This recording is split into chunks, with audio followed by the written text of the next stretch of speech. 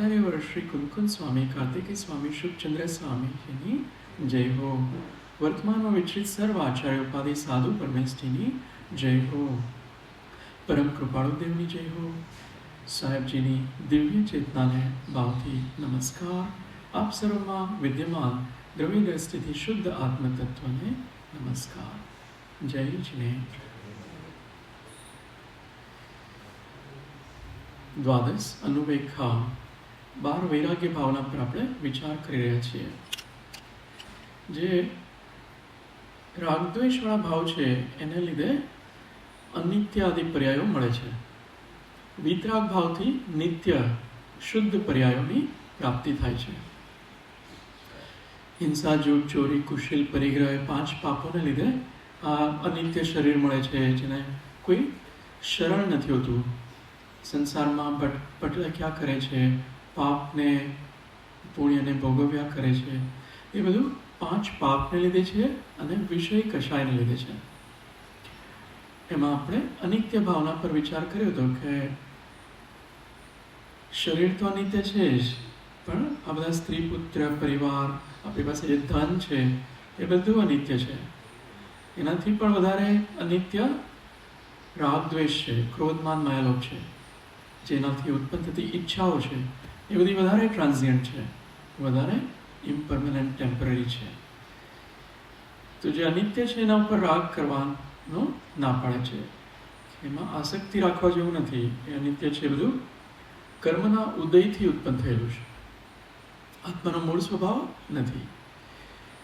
અશરણ પણ જે શરીર વગેરે મળ્યું છે એ પણ કર્મના ઉદયથી ઉત્પન્ન થયેલું છે. કર્મ છે એ એક અશુદ્ધિ છે, આત્મા ઉપર એક કાલીમા છે, એક વિકાર છે, જેને લીધે આ બધી પર્યાયો આપણને મળે છે. સંસાર ભાવનામાં પણ એ વિચાર કર્યો હતો કે જીવ 4 ગતિમાં પરિભ્રમણ કરે છે. પંચ પરાવર્તન રૂપ પરિવર્તનો અનંત કાળથી આપણે કરતા આવ્યા છીએ.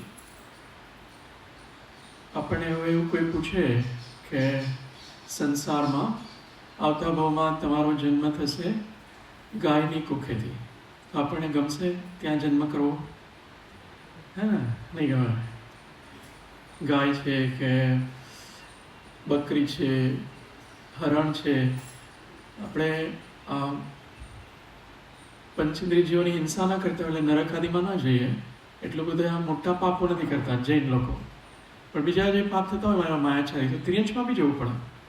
અને એવા શરીરમાં આપણે મનુષ્યની માતાના શરીરમાં પણ જન્મ ધારણ કરવા માટે તૈયાર નથી. તેવા પશુઓના યોનિ સ્થાનોમાં જન્મ ધારણ કરવાનું કરી દેવે એનો વિચાર પણ કરીએ. એટલે આ સંસાર ભાવના ભાવીએ તો એવા રાગ નહીં કરીએ કે જેને લીધે ત્યાં જવું પડે તિર્યંશોમાં.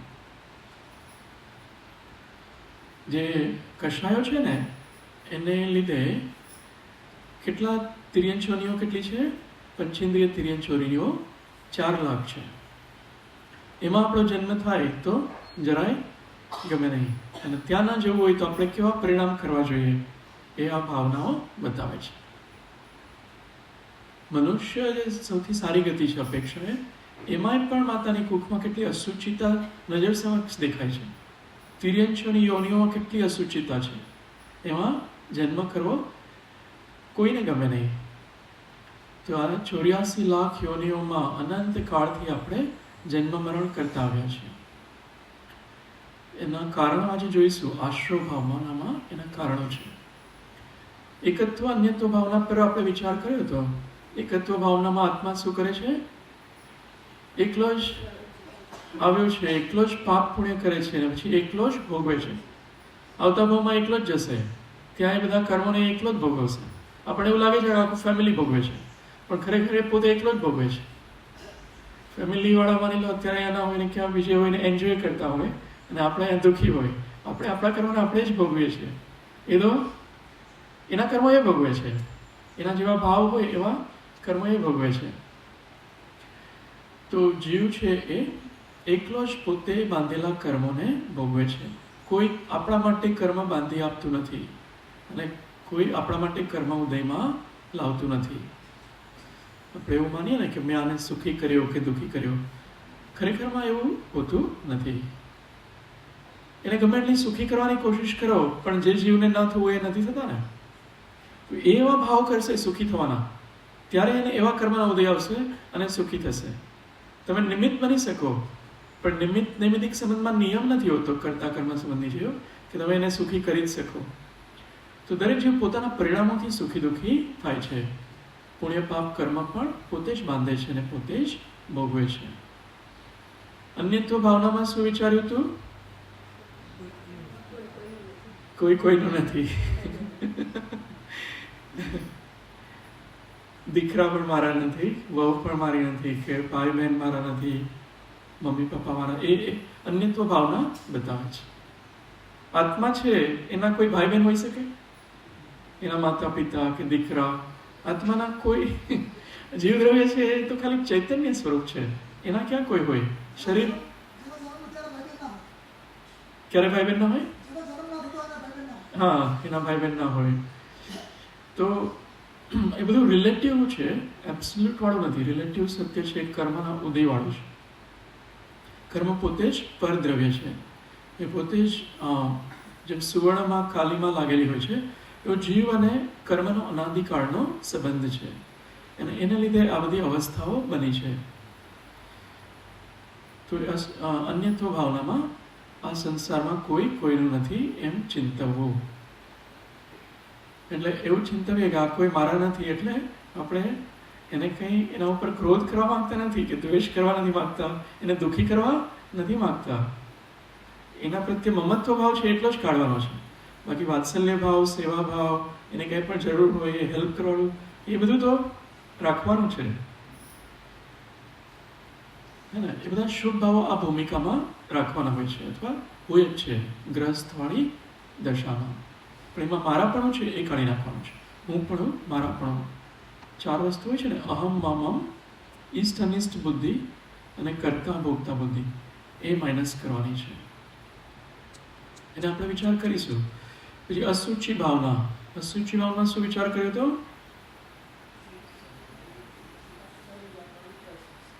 શરીર અપવિત્ર છે, 7 ધાતુ. આ જે ચામડીની ચાદરને ખસેડી નાખીએ તો જોવા જેવું નથી, ગ્લાનિ થાય, જુગુપ્સા ભાવ થાય એવું શરીર છે. તો એમાં કંઈ રાગ કરવા જેવું નથી, અપવિત્ર છે. એના સંયોગમાં જે આવે છે અપવિત્ર બની જાય છે. ગમે એટલું સારી વસ્તુ હોય, કેસર, ચંદન, આ બધી મીઠાઈઓ એના સંપર્કમાં આવે છે તો અશુદ્ધ બની જાય છે, એવું અપવિત્ર છે. એ શરીરમાં રાગ નથી કરવાનો. અસુચિ ભાવના ભાવી ક્યારે કહેવાશે? કે જ્યારે બીજા કોઈના શરીર પ્રત્યે રાગ ન થાય અને પોતાના શરીર પ્રત્યે પણ રાગ ન થાય. પુરુષે કોઈ સ્ત્રીને જોશે અને સ્ત્રી પ્રત્યે રાગ ભાવ ન થાય, આસક્તિ ભાવ ન થાય, તો એની અસુચિ ભાવના ભાવી છે એ સફળ છે. તો એ સાચી રીતે એને ભાવી છે.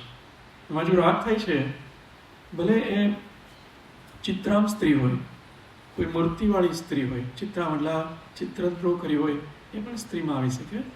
એમાં 18,000 ભેદ છે, એમાં અનેક પ્રકારના શીલના ભેદ બતાવે છે. એમાં કોઈ પણ પ્રકારની સ્ત્રી હોય, દેવી હોય, મનુષ્યની કે ત્રિઅંશની, એમાં રાગ ન થવો જોઈએ. કાસ્ટની હોય, ચિત્રામ હોય કે પથ્થરની હોય, શિલાની હોય, કોઈ પણ સ્ત્રી છે એમાં, કે પ્રત્યેક સ્ત્રી હોય, એમાં રાગ ન થાય. એ રાગ ન થાય માટે કઈ દ્રષ્ટિ રાખવી પડે? કઈ રીતે જોવાની પુરુષે સ્ત્રીને? એને સ્કિન વગર જેવી દેખાય છે એ રીતે જુઓ તો રાગ નહીં થાય. એમને એક્સરેમાં જુઓ છો તેમાં રાગ થાય છે. એક્સરે રૂપે જુઓ કે ખરેખર અંદર આવું બધું છે. એ રીતે સ્ત્રી માટે પુરુષે પણ રાગ થતો હોય એ રીતે જોવાનું, તો રાગ નહીં થાય. અને બીજી દ્રષ્ટિ જે છે એને આત્મરૂપે જોવાનું, કે એ અનાદિકાળથી એ શુદ્ધાત્મા છે, અનંતકાળ સુધી એ શુદ્ધાત્મા જ રહેશે. એ સ્ત્રી વાસ્તવમાં નથી. સ્ત્રી છે એ તો કર્મના ઉદયથી ઉત્પન્ન થયેલી એક દશા છે. વિભાવ વંજન પર્યાય છે, અસમાન જાતિ દ્રવ્ય પર્યાય છે. એ પર્યાય છે, કર્મના ઉદયથી એક અવસ્થા છે. કાલે 1-2 ભાવમાં એ મોક્ષ પામે તો સિદ્ધ દશામાં પણ હોઈ શકે, થોડા જ ભાવમાં. તો એને એ દ્રષ્ટિથી જોવાની, તો એ અસુચિ ભાવના ભાવી કહેવાશે. તો રાગદ્વેષ ઉત્પન્ન ન થાય. જીવે એવા સંસ્કાર બાંધેલા છે અનંતભાવથી કે આવું રૂપ હોય, આવો આકાર હોય, આવા વર્ણગંધ રસસ્પર્શ હોય, શબ્દ આવા હોય, તો એ વસ્તુ સારી છે, ભોગવવા જેવી છે. એવા અભિપ્રાય, માન્યતાઓ છે, એ માન્યતાઓને દૂર કરવાની છે. અનેક રૂપે ચિંતન કરીને માન્યતા કાઢીશું ત્યારે એ સ્ત્રી છે આત્મરૂપે દેખાશે. તો એ અસુચિ ભાવના અનેક ગ્રંથોમાંથી વાંચવાની. અને આજે આશ્રવ ભાવના આપણે વાંચીએ. એનાથી વાંચ્યો 7 નંબરની ભાવના છે. રાગ, દ્વેષ, અજ્ઞાન, મિથ્યાત્વ ઇત્યાદિ સર્વ આશ્રવ છે એમ ચિંતવવું તે 7મી આશ્રવ ભાવના. આશ્રવના 5 કારણો બધા ગ્રંથોમાં આપ્યા છે. કયા 5 કારણથી કર્મના આશ્રવ થાય છે? Very good. થોડા પ્રશ્ન પૂછીએ તો ફાવશે ને? 5-10 પ્રશ્ન પૂછ્યું તો વધારે ક્લેરિટી આવશે. અહીંયા એક માઇક આપ લોકો જેને આન્સર આપવો હોય ને, તો મિથ્યાત્વ, અવિરતિ, પ્રમાદ, કષાય યોગથી આશ્રવ થાય છે. તો એ કર્મો ક્યાંથી આવે છે અને ક્યાં બંધાય છે? એ આશ્રવ એટલે કર્મનું આવવું. તો ક્યાંથી આવે છે? એ દ્રવ્ય કર્મો ક્યાંથી આવે છે?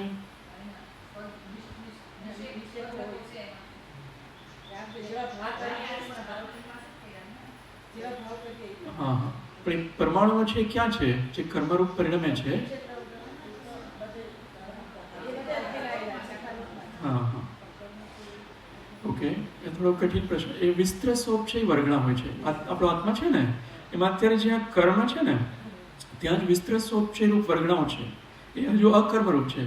જેવો આ મિથ્યાત્વ, વિરતિ આદિ ભાવ કરે છે એ જ વર્ગણાઓ કર્મરૂપે પરિણમે છે. એ બહારથી ક્યાંયથી આત્મા લેવા નથી જતો કે ચલો આપણે અમદાવાદથી લઈને આવીએ. એ આત્માના પ્રદેશો છે, ત્યાં જ કર્મના પ્રદેશો છે, ત્યાં જ વિસ્તૃત સ્વરૂપ છે રૂપ વર્ગણા છે, ત્યાં જ આ ઔદારિક શરીર છે, તેજસ શરીર, બધું ત્યાં જ છે. આપણે અહીંથી જઈશું તો એ બધી વર્ગણાઓ આપણી સાથે સાથે જ છે અને એ જ કર્મરૂપે પરિણમે છે. તો આશ્રવ છે એની સાથે સાથે બંધ પણ થાય છે રાગદ્વેષાદિથી. તો એ અકર્મરૂપ પરમાણુ હતા એ કર્મરૂપ થયા. તો એ પરમાણુ કર્મરૂપ થયા તો એ જીવ સાથે બંધાય છે કે કર્મ સાથે બંધાય છે? કર્મ સાથે બંધાય છે. કર્મમાં એવો એક ગુણ છે ને, કયો ગુણ છે એને લીધે કર્મ સાથે બંધાય છે? સ્નિગ્ધ અને રૂક્ષ ગુણ. એને લીધે કર્મ છે, જૂના કર્મ, એની સાથે જ આ નવા કર્મ બંધાઈ જાય છે, ચોટી જાય છે ફેવિકોલની જેમ. આત્મા સાથે નથી બંધાતા. આ તો બધાને સ્પષ્ટ હતું. આપણે પ્રવચન સારો ઘણો વિષય લીધેલો. તો એ જે રાગદ્વેષ શું કરે છે, તો અહીંયા જ છે અકર્મરૂપ વર્ગણાઓ છે, એ જ કર્મરૂપ થઈ અને એ કર્મ સાથે ચોટી જાય છે અને પછી એનો ઉદય થાય છે. અબાધા કાળ પૂરો થશે પછી ઉદય થાય છે. ઉદય થાય એટલે પાછા ભાવ એવા થાય છે. કેવા ભાવ થાય છે કર્મના ઉદયથી?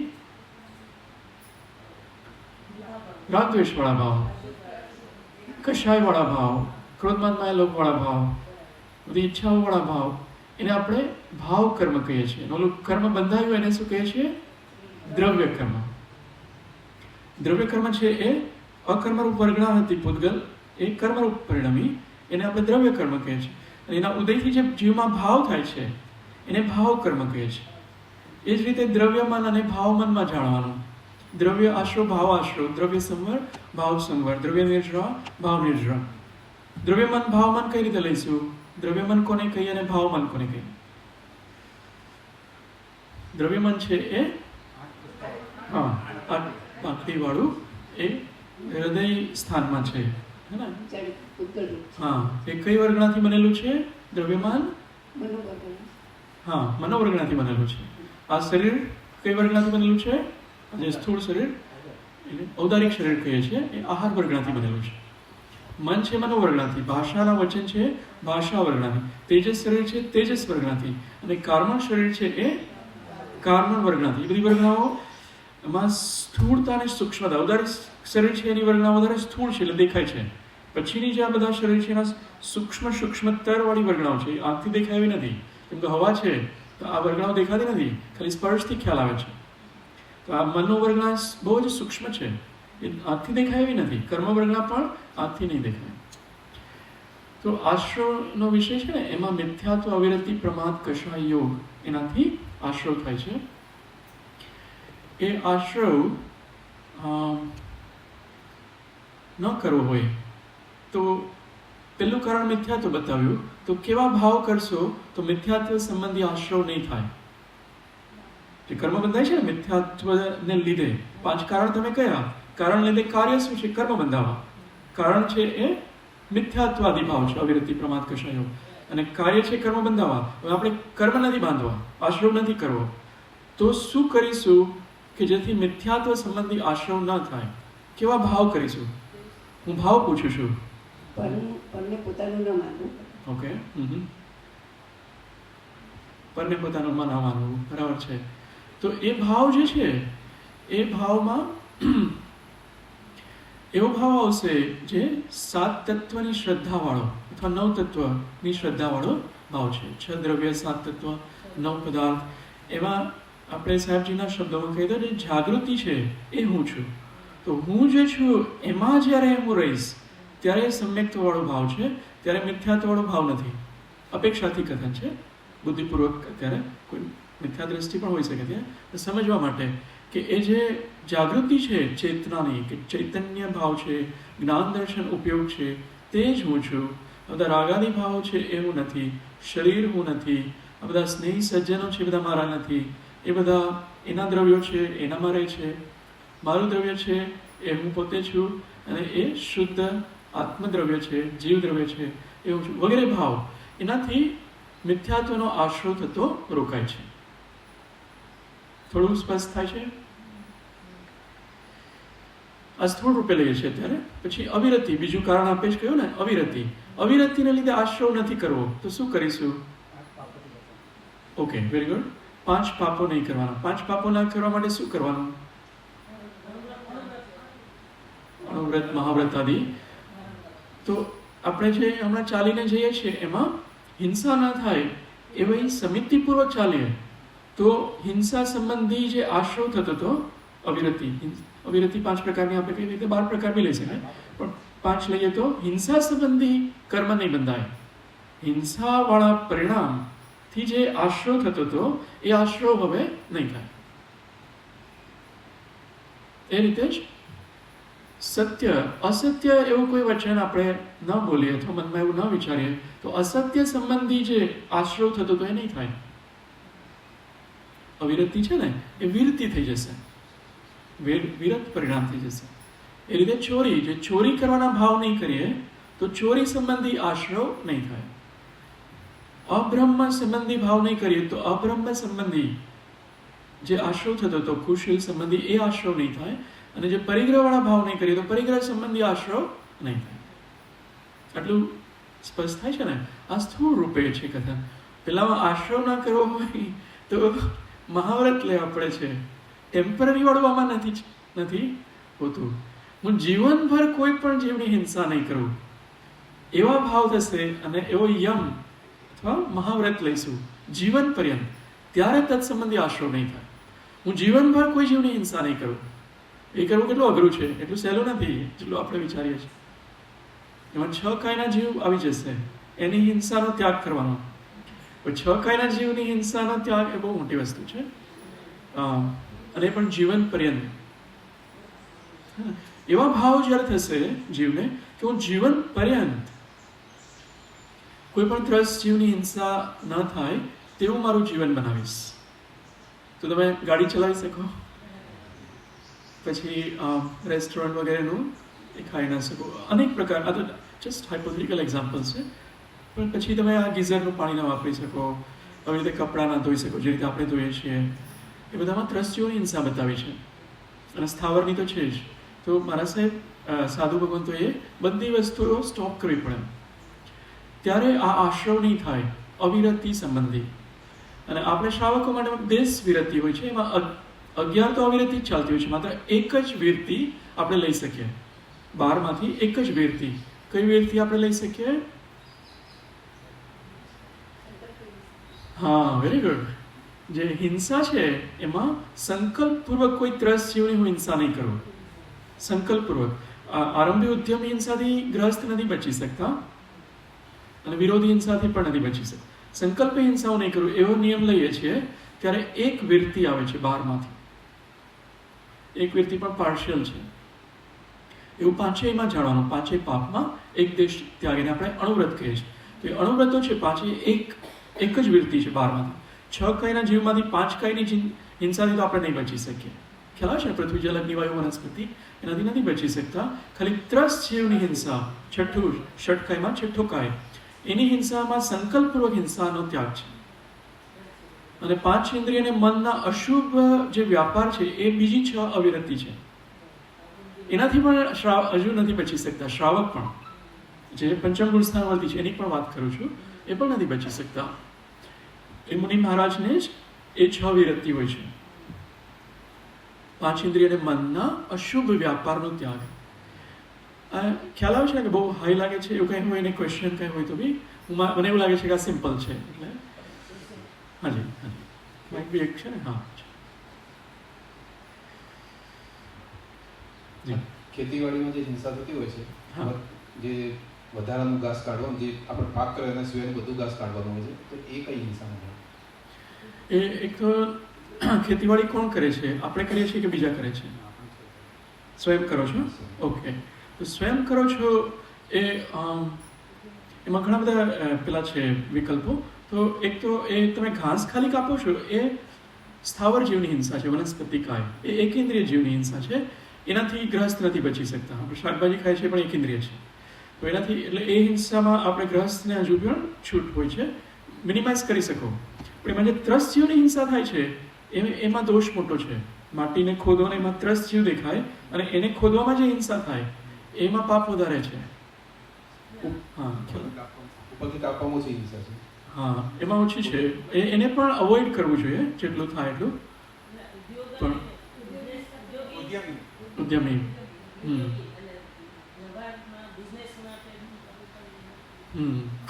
તો રાઈટ. એટલે ખેતી એ પ્રોફેશન હોય માની લો કોઈનો, તો એ જૈન દર્શનમાં એ નું પેલું રેકમેન્ડ નથી કર્યું. એ પ્રોફેશન નહીં રાખવાનો ખેતીવાડીનો. એમાં સૌથી વધારે હિંસા છે અને એ સ્વયંથી થાય છે. એટલે એમાં વધારે પરિણામ કષાયવાળા હોય તો જ એ જીવ એવું કરી શકે છે. એટલા કષાય હોય તો જ ત્રસ્ત જીવની હિંસા કરી શકે છે. એટલે એમાં વધારે આશ્રમ બતાવ્યો છે. એટલે જૈનમાં બીજા પ્રોફેશન્સ બતાવ્યા છે જે હજુ બી ઓકે છે. તો એ અવોઇડ કરી શકાય એટલું કરવાનું. 5 અણુવ્રતનો અભ્યાસ કરતા હોય અને એ માટે કઈ હિંસા નહીં કરવી? એમાં પાંચે સ્થૂળ હિંસાનો ત્યાગ બતાવ્યો છે. સ્થૂળવાળી જે હિંસા છે, જેમ કે ત્રસ્ત જીવોની હિંસા, જે મોટા ત્રસ્ત હાલતા ચાલતા જે છે એની હિંસા ન થવી જોઈએ. અને ઝાડુ કાઢીએ છીએ કે કાંઈ બી ઘરમાં સાફ તો એને બચાવવાનો પૂરો પ્રયાસ કરવાનો, એને બહાર મૂકવાના કે યોગ્ય સ્થાને મૂકવાના. એ જીવની હિંસા ન થવી જોઈએ આપણાથી. સ્થૂળ હિંસા, શાકભાજી કંઈ ખોલો છો તો એ જોવાનું કે એની અંદર કોઈ જીવ છે કે નહીં, એને બચાવવાની પૂરી કોશિશ કરવાની ત્રસ્ત જીવની, અને પછી એ શાક બનાવવાનું. એ રીતે બધામાં, પાણીમાં બી જોવાનું, ઘણી બધી વસ્તુઓ બધામાં અપ્લાય થશે. જીવને બચાવવાના પરિણામ વગર જે પણ ક્રિયા કરવામાં આવે છે એ અતિ આરંભમાં બતાવી છે. આરંભ એટલે પાપમાં અતિ આરંભ. જીવને બચાવવાના પરિણામ સહિત જ બધી ક્રિયા કરવી પડે છે. એવું નહીં કે રેકલેસલી બધું કરવા માંડીએ તો એમાં બહુ દોષ છે. એમાં હિંસા બહુ વધારે છે. એટલે બધું જોઈને કરવું પડે છે. હા, યત્નાચારપૂર્વક. તો આપણો વિષય આ રીતે. હાજી, જીવ કાંઈ ન કરતો એમને બેઠો હોય, હા, છતાંય વિભાવ કરીને હિંસા કર્યા કરતો હોય. હા, ભાવ હિંસા કહો છો? હા, ભાવ હિંસા એ હિંસા છે. એ ભલે દ્રવ્ય હિંસા નથી, પણ ભાવ હિંસા, રાગ દ્વેષને આચાર્ય કુંકુન સ્વામીએ ભાવ હિંસા બતાવી છે. રાગાદી ભાવ જ હિંસા બતાવી છે સમયસારની મૂળ ગાથામાં. એના લીધે જ કર્મ બંધાય છે. તો આજે ખેતીનું દ્રષ્ટાંત હોય એમાં એને રાગ છે કે મારે ખેતી કરીને કંઈક કમાઈ કરવી છે, એ રાગ ભાવ છે, એને લીધે ખરેખર હિંસા થાય છે.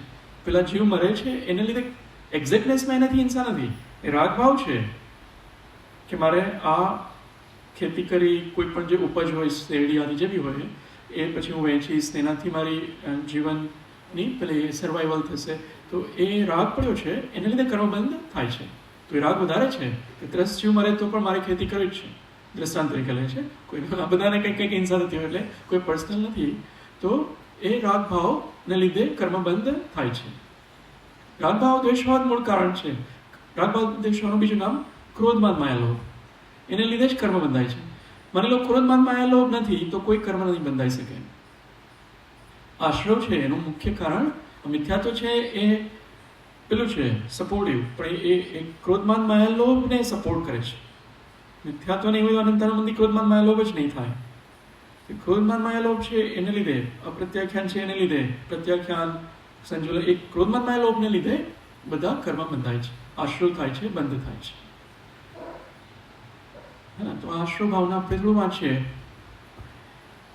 ચિંતન કરવા જેવું છે. ક્રોધમાન માયાલોભનું આપણે નામ લીધું તો ક્રોધથી આશ્રવ થતો હોય એ આશ્રવને રોકવા માટે શું કરવાનું? ક્ષમાભાવ. તો ક્ષમાભાવ જ્યાં સુધી ચાલતો હશે ત્યારે ક્રોધ કષાય સંબંધી આશ્રવ નહીં થાય. મિથ્યાત્વ, અવિરતિ, પછી આપણે કષાય લઈએ તો ક્રોધને લીધે જે આશ્રવ થતો તો એ નહીં થાય અગર ક્ષમાભાવ હશે તો. માર્દવ ભાવ હશે તો માન સંબંધી આશ્રવ નહીં થાય. આર્જો ભાવ હશે તો માયા સંબંધી આશ્રવ નહીં થાય, અને સોચ ભાવથી લોભ સંબંધી આશ્રવ નહીં થાય. તો ક્ષમા માર્દવ આર્જો સોચ ભાવ, એના બીજામાં કહીએ તો ક્ષમા નિર્માની ભાવ, સરળતાવાળો ભાવ અને સંતોષવાળો ભાવ એ હશે તો ક્રોધમાન માયા લોભ સંબંધી આશ્રવ નહીં થાય. અસામાન્ય કથન છે, પછી એમાં વિશેષતામાં ઘણું આવે છે. આપણે વાંચન થોડું કરીએ. કોઈને બીજા કોઈ ક્વેશ્ચન્સ હોય તો ક્યારેય બી આપણે લઈશું. આમાં 3 ગ્રંથમાંથી વાંચવાનું વિચાર્યું હતું. હવે 10 મિનિટ જ છે એટલે થોડું સિલેક્ટિવ વાંચીશું. વાંચવાથી અકુંતકુંદ આચાર્યશ્રીએ લખ્યું છે, આપની બુકમાં છે, આ પેજ નંબર છે 62. મિથ્યાત્વ, અવિરતિ, કષાય અને યોગરૂપ પરિણામ આશ્રવ દ્વાર છે.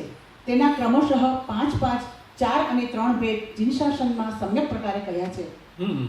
આપ જે બોલ્યા એ જ અમે લખ્યું છે. મિથ્યાત્વ, અવિરતિ, કષાય અને યોગ. પ્રમાદ છે એને કષાય અને યોગમાં ગર્ભિત કર્યો છે. પ્રમાદ પણ એક એક્સ્ટ્રા લઈ શકાય છે, તત્વાર સૂત્રમાં છે. તો મિથ્યાત્વ કેટલા 5 ભેદ કયા કયા છે બોલો? મિથ્યાત્વના 5 ભેદ કોને કોને યાદ છે?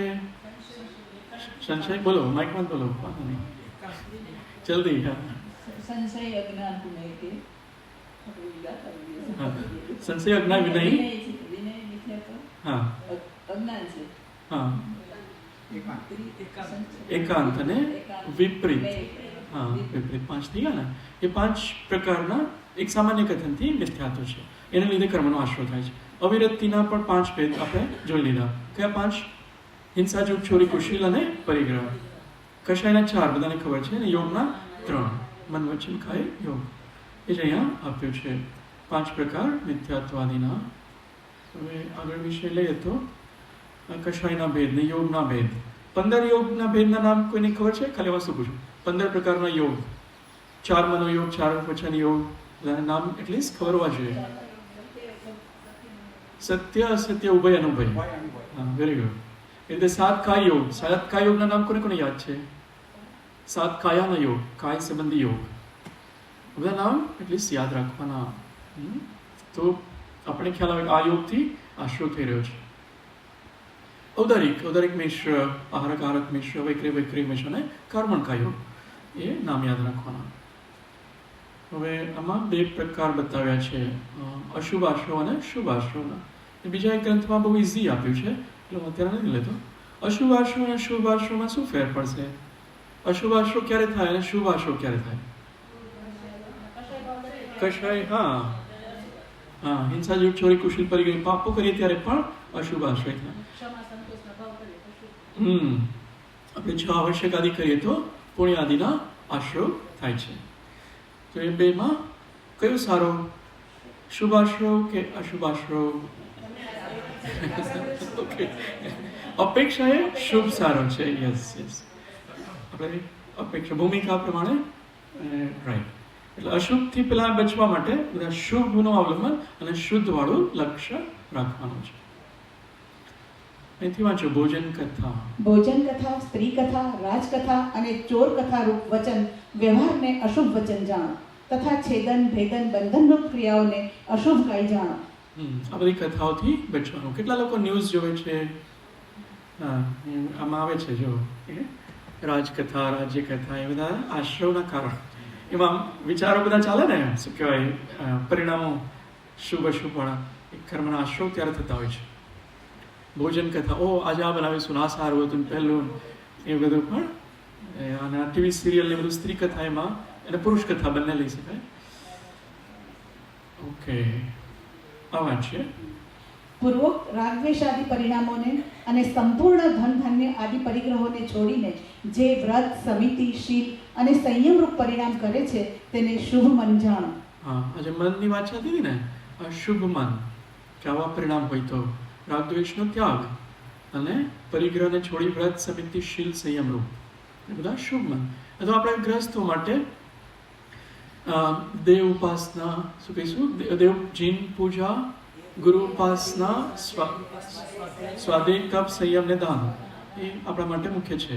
એ બધા શુભ મનવાળા પરિણામો રૂપે લઈએ. અને એની જ ક્રિયા કરીએ છીએ ને પૂજા આદિ, તો એ શુભ ક્રિયા છે, કાયની ચેષ્ટા છે. એનાથી શુભ કર્મનો આશ્રવ થાય છે. બંને ચાલતું હોય, ક્રિયા પણ ચાલતી હોય અને પરિણામો પણ ચાલતા હોય. એ બંને શુભ આશ્રવના કારણો બતાવ્યા છે. એવું જ અશુભમાં જાણવાનું. તો આ બધા કર્માશ્રવના કારણો બતાવ્યા છે. એમાં ક્રિયા જ્ઞાનપૂર્વક કરવી જોઈએ, નહીં તો આશ્રવથી ડૂબી જાય છે જીવ. બધું જાગૃતિપૂર્વક કરવાનું છે. જે આશ્રવ છે મોક્ષમાં નિમિત્ત નથી, એટલે આશ્રવ છોડવા જેવા છે. આનો સાર એ છે કે આપણે જ્ઞાન પદમાં રહેવાનું. પરા કે મનુષ્ય પદ છોડી દેવાનું છે. પિતા, પુત્ર, પતિ, પત્ની, કે ટ્રસ્ટી હોય, કે સ્ટેન સ્કોલર હોય, કે આ હોય તે હોય, બધા પદ, એન્જિનિયર વાળાના, એ બધા છોડી દેવાના. એ બધા પદ કોના છે? પરના પદ છે. સ્વપદ કયું છે? જ્ઞાન પદ. જ્ઞાન સ્વભાવ, આત્મ સ્વભાવ, એ હું છું, એ મારું સ્વપદ છે.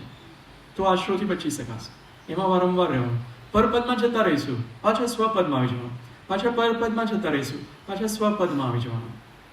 બેક એન્ડ ફોર્થમાં ફ્રીક્વન્સી ભાઈ સ્વપદમાં રહેવાની વધારવાની છે. આ કાર્તિકેયનો પ્રેક્ષામાંથી એક બે ગાથા ટ્રાય કરીએ. આમાં હું વર્બલી જ ખાલી કહી દઉં છું કે આમાં બિલાડીને વધારે રાગ હોય છે કે હરણને? બિલાડીના મોઢામાં ઉંદર છે ને હરણના મોઢામાં લીલું ઘાસ છે. તો હરણને મારીએ તો છોડી દે છે ને, બિલાડી છોડતી નથી ઉંદર. તીવ્ર રાગ છે. એ પ્રમાણે આશ્રવ થાય છે. જેટલો રાગ વધારે છે એટલી વધારે ઉદીર્ણ અને આશ્રવમાં અનુભાગ વધારે પડે છે. રાગને ઓછા ચાલશે, ફાવશે, ગમશે, ભાવશે, હા, એ રાગ ઓછા છે. જે હોય એને એક્સેપ્ટ કરીએ એમાં રાગ ઓછા છે. સાવ ત્યાગ કરી દે એમાં રાગ 0 છે. આ પ્રમાણે પ્રગટ જાણવા છતાં, હા, વાંચો. અર્થ: આ પ્રમાણે પ્રગટ જાણવા છતાં પણ જે તજવા યોગ્ય પરિણામોને છોડતો નથી તેનું સર્વ આશ્રવ ચિંતન નિરર્થક છે, કાર્યકારી નથી. બધું વિચારી તો લીધું કે આનાથી આવો આશ્રવ થાય છે. હિંસા, જૂઠ, ચોરી, કુશેલ, પરિગ્રહ, કે ક્રોધમાન, મેલો, આશય, રતિ, અરતિ, આ બધા ભાવો હું કરી રહ્યો છું, એનાથી ખોટા ખોટા આશ્રવ થાય છે. પણ આપણે છોડીએ જ નહીં એને, તો જ્ઞાન ભાવમાં રહીએ જ નહીં. તો એ બધું પોથીનું જ્ઞાન છે. પોતે નિરંતર કર્મોને બાંધી રહ્યો છે. તો નિરંતર આ પુરુષાર્થ કરવાનો કહે છે કે આત્માના સ્વભાવમાં રહીએ, અથવા ક્ષમા, માર્દવ, આર્જવ, સોચ, સંયમ ભાવોમાં રહીએ. તો એ જ્ઞાન છે, એને આપણે અપ્લાય કરીએ છીએ.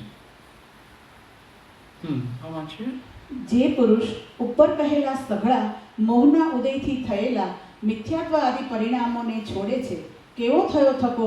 ઉપશમ પરિણામ જે વિતરાગ ભાવ, તેમાં લીન થયો થકો. તથા એ મિથ્યાત્વ આદિ ભાવોને હે અર્થાત ત્યાગવા યોગ્ય છે એમ જાણતો થકો. તે આશ્રવાનુપ્રેક્ષા હોય છે. આ રીતે ભાવ કરવાનો, બધા મોહ આદિ ભાવને છોડવાનું કહે છે. અને વિતરાગ ભાવ ધારણ કરવાનું કહે છે. જે બંને સ્વાધ્યાય આજે સવારે થયા એનાથી આ ક્લેરિટી ખૂબ જ આવી ગયેલી. ભાઈ હજી એ વારંવાર જે જ્ઞાન સ્વભાવમાં રહેવાનું અથવા આત્મ સ્વભાવમાં રહેવાનું જે વાત છે, એ ઉપાદેય છે, એમાં રહેવાનું. એમાં ન રહેવાય તો શુભવાળી પ્રવૃત્તિમાં રહેવાનું. તો એ બધા મિથ્યાત્વાદી કારણો છે, પ્રત્યયો છે. પ્રત્યયોને છોડીએ તો સંવર થશે. એ આશ્રવના 5 પ્રત્યયો છે. આ ત્રીજો ગ્રંથ છે છે જ્ઞાનાર્ણવ, એમાં પણ ખૂબ સુંદર ગાથાઓ શ્લોક છે આ બધા આશ્રવ ભાવના પર. શુભાશ્રવ અને અશુભાશ્રવ આપણે જોયું ને એ છે. શુભાશ્રવમાં દ્રષ્ટાંત તરીકે એને લખ્યું છે આચાર્યશ્રીએ, અણુવ્રત, મહાવ્રત, કષાયોની મંદતા, નિર્વેદતા સંસારમાં, વિતરાગતા, ધર્માનુરાગ, મૈત્રી, પ્રમોદ, કારુણ્ય, માધ્યસ્થ ભાવ, એ બધા શુભ આશ્રવ થશે એનાથી. અને અશુભ આશ્રવમાં કષાયવાળા ભાવ બધા છે, ઇન્દ્રિય વિષય ભોગવાળા ભાવ, એનાથી કેવા કર્મો બંધાશે? અશુભ. અશુભ એટલે પાપ કર્મો બંધાશે. અશુભ પાપવાળા બધા કર્મો બંધાય છે. શેને લીધે? આ બધા કષાયવાળા ભાવોને લીધે. અને ઇન્દ્રિય વિષય ભોગ, આ 5 ઇન્દ્રિયથી વિષય ભોગ કરીએ એને લીધે અશુભ આશ્રવ થાય છે. નિંદા આદિ કરીએ આ બધાથી અશુભ. આ લાસ્ટમાં વાંચીએ. इसका संक्षिप्त इसका संक्षिप्त अभिप्राय यह है कि यद्यपि यह आत्मा शुद्ध निश्चय नय की दृष्टि से तो आश्रव से रहित केवल ज्ञान रूप है, तथापि अनादि कर्म के संबंध से मिथ्यात्व आदि परिणाम रूप परिणमता है, अतएव नवीन कर्म का आश्रव करता है. जब उन मिथ्यात्व आदि परिणामों से निवृत्ति पाकर अपने स्वस्वरूप का ध्यान करे, तब कर्म आश्रवों से रहित हो और मुक्त हो. वह आश्रव भावना का आश्रय है. કેવળ જ્ઞાન રૂપ છે આત્મા તો, પણ અનાદિકાળથી જે કર્મના સંબંધ છે એને લીધે એ જીવ એવા ભાવ કરે છે, કર્મ જેવું કરાવવા માંગે છે એવા ભાવ કરે છે, એટલે આશ્રવ થાય છે. જે આત્મા કરાવવા માંગે એવા ભાવ કરે તો આશ્રવ નહીં થાય. આત્મા તો જ્ઞાન સ્વભાવમાં રહેવાનું કહે છે દર્શનમાં. એ કંઈ કહેતા નથી કે તું રાગદ્વેષ કર. તો એવા કર્માનુરૂપ ભાવ નહીં કરીએ તો આશ્રવ નહીં થાય. એમાં એક નાનકડી સ્ટોરીથી આપણે એન્ડ કરીએ. માતાજીનો સંઘ એક ગામમાં મંદિરમાં હતો અને એ સવારે આમ તો પહેલાં ઉઠીને એની સાધના કરતા હોય છે. તો લગભગ અર્લી મોર્નિંગ કહીએ કે સવારે 3 વાગ્યાનો સમય હતો ત્યારે એ સાધના કરતા હતા અને કંઈક અવાજ આવ્યો. મેઇન ગેટ હતો ત્યાંથી અવાજ આવ્યો, પછી અંદર પણ એક બીજો ગેટ હતો જ્યાંથી મંદિરની અંદર જઈ શકાય. એ મંદિરની બાજુના કોઈ પેલા ઉપાશ્રયમાં હતા, તો એમાં પણ થોડો અવાજ આવ્યો. એટલે એને થોડું થયું કે રાત્રે પછી થોડું જોયું તો કોઈ દેખાયું ત્યાંથી દૂરથી, એવું જણાયું કે અહીંયા કોઈ લાગે છે. એટલે રાત્રે 3 વાગે કોઈ મંદિરના મેઇન ગેટ પર હોય એટલે એવું લાગે કે અત્યારે તો કોઈ કામ કરવા ના આવ્યું હોય, ચોર વગેરે હોઈ શકે. એટલે ત્યાં બીજી મહિલા જે હતી, જે મંદિરના સાફ સફાઈને પૂજારી ટાઈપના લોકો, એને સંકેત થોડો કર્યો એટલે એને ખ્યાલ આવી ગયો. એને પછી પૂજારી લોકોને સંકેત કર્યો અને પૂજારીએ પછી બીજા અમુક લોકોને બોલાવ્યા, પોલીસને પણ ખબર કરીને ચોર પકડાઈ ગયા. તો એ મંદિરમાંથી એ મૂર્તિ જે સોના ચાંદીની કે એવી ધાતુઓની મૂર્તિ ચોરવા માટે એ આવ્યા હતા. તો પૂજારી આદિ જાગૃત હતા, માતાજી જાગૃત હતા, તો ભગવાનની ચોરીથી એ બચી ગયા, ભગવાનની ચોરી ન થઈ. એવી રીતે આપણે નિરંતર જાગૃત રહીશું તો આપણા ભગવાનની ચોરી નહીં થાય. તો આપણે આ જે મિથ્યાત્વ, વિરતિ, પ્રમાદ, કષાય, યોગરૂપ ચોરો છે એ આપણા શુદ્ધ આત્માની ચોરી કરી રહ્યા છે. એ ચોરીથી આપણે બચી શકીશું. એના માટે આત્મા જાગૃતિ, નિરંતર જાગૃત રહેવાનું છે. કેમ 3 વાગે રાત્રે જાગૃત હતા, એમ આપણે પણ જેટલા જાગૃત રહીશું એટલા આ બધા ચોરો છે એ આત્માની ચોરી નહીં કરે. આપણી અંદર પણ પરમાત્મા છે ને, એને બચાવવા માટે આપણે નિરંતર જાગૃત રહેવું પડશે કે મિથ્યાત્વવાળા ભાવ ન થાય, 5 પાપોવાળા ભાવ ન થાય, અવિરતિવાળા, પ્રમાદવાળા, કષાયવાળા ભાવ ન થાય. અને એ બધું સહેલું છે, એમાં કંઈ કરવાનું નથી. ખાલી આંખ બંધ કરીને બેસવાનું, 3 વાર સામાયિક કરવાની 3 સંધિકાળમાં. તો એ બળ આપશે બીજા 4 કલાક 6 કલાક માટે. પછી ત્યાં બીજી સામાયિકનો સમય આવી જશે, એ બીજા 6 કલાકનું બળ આપશે. તો આત્મા છે નિરંતર જાગૃત રહેશે. જે પ્રવૃત્તિ કરીએ એ બધી પ્રવૃત્તિ સમિતિપૂર્વક કરવાની, અને પ્રવૃત્તિ ન કરતા હોય ત્યારે ગુપ્તી મારવાનું, મન વચન કાયને શાંત રાખવાનું. જરૂર પડે એને પ્રવૃત્તિ કરવી પડે, બધી ભોજનાદિ, સ્નાનાદિ, ત્યારે સમિતિપૂર્વક કરવાની, યત્નાચારપૂર્વક, કે 10 જીવોની હિંસા ન થાય, ઓછામાં ઓછા જીવોની હિંસા થાય, એ રીતે પ્રવૃત્તિ કરવાની. તો આશ્રવ ઓછામાં ઓછો થશે. એ આશ્રવ ભાવના છે. સમ્યક રૂપ પરિણામ રાખીશું તો મિથ્યાત્વનો આશ્રવ નહીં થાય, અકષાય રૂપ પરિણામ રાખીશું તો કષાયથી આશ્રવ નહીં થાય. વીરતીનું પરિણામ રાખીશું તો અવીરતીથી થતા આશ્રવો નહીં થાય. અહીંયા સુધી રાખીએ. ક્ષમા, મેં થોડો સમય વધારે લીધો છે. અંત મંગલ બોલો. સુખધામ અનંત સુસંત જય દિન રાત્ર રહે તદ ધ્યાનમય પર શાંતિ